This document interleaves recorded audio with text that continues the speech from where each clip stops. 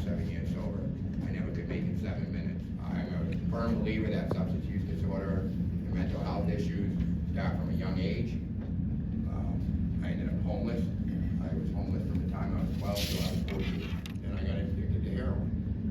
I crossed the line from, I was smoking weed, crossed the line, said I'm gonna do that. Started drinking, crossed the line, started doing crack, crossed the line, started doing heroin, crossed the line, started becoming an IV drug user. Crossed the line where I was selling, getting people addicted to heroin and crack. I ended up homeless in Portland on it's called Oxford Street, the Oxford Street shelter. I was so bad that I was kicked out of the homeless shelter. So I would have to sleep on the curb. I learned how to stuff a newspaper inside my clothes during the winter. The newspaper absorbs water. Because when you're homeless, you usually have one outfit. It was my daughter's 24th birthday, and she finally said, Dad, I want to take you out to dinner, and I was homeless. I said, well, I actually have some money. So what do you like to do? She said, bingo. And then I went and fronted some pure fentanyl off my dealer. I proceeded to try to commit suicide on my daughter's birthday. That's how bad my addiction took me, that I was going to ruin the rest of her birthday for the rest of her life, knowing her dad committed suicide.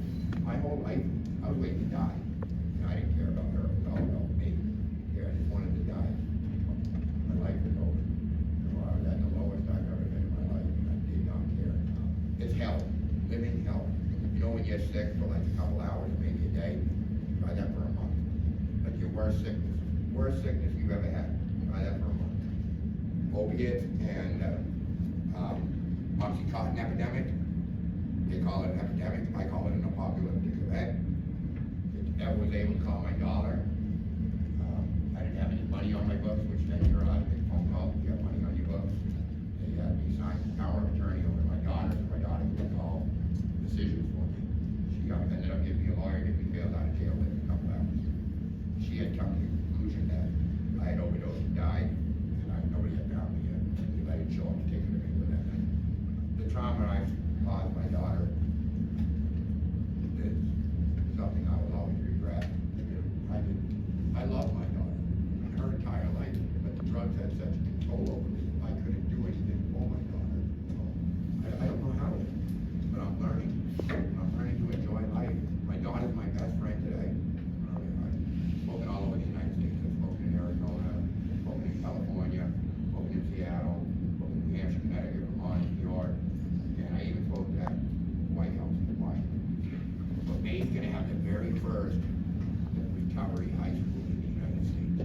So for kids that are battling substance use disorder, mental health, or parents, they have parents that do, there's gonna be a high school just for those kids. I was able to fight for a law that's called the Good Sam Law. It is now the strongest Good Samaritan law in the United States. Now there was another bill called the Wyatt Bill, which allows anybody who's incarcerated to get a free 10-minute phone call while they're incarcerated a week if you don't have any money on my book. So there was an addict stuck in a hole. The doctor walked up and said, hey, can I help you? And he threw a bunch of meds down. And the addict took the med, but he was still in the hole. The clinician walked up and said, hey, can I talk to you? She sat and talked to the addict in the hole. The clinician walked away, the addict was still in the hole. The preacher came up and said, can I pray with you? Prayed with the addict in the hole. The preacher left, the addict was still in the hole. An addict walked up and jumped in the hole. The addict in the hole said, why would you do that? He said, take my hand, I know the way out. And I try to show that there is a way out. They say addiction takes everything from you. And it takes your life. I believe in whatever works for you if you're in recovery, to zone in on that and specialize in that. I go to a lot of AA and NA meetings, and I center myself in recovery. But I never believed in God because of what I had been through. You know, I prayed when I was in like the worst, like I would pray, please God, get me out of this. But now I found God. My higher power is God. I'm not trying to preach that on anybody, don't get it the wrong way. Within 21 days, we had set up our very first Black Women event. Like true addict passion, it was a beautiful disaster, and it was outside, it was probably 0 degrees out. Look at the tables, I put one of the handkerchiefs on there. Those are people in Maine who have lost their life to overdose. There's 700 something people on there, and I know over 400 of a person. I made it my goal to be able to speak at high school, and I've only been able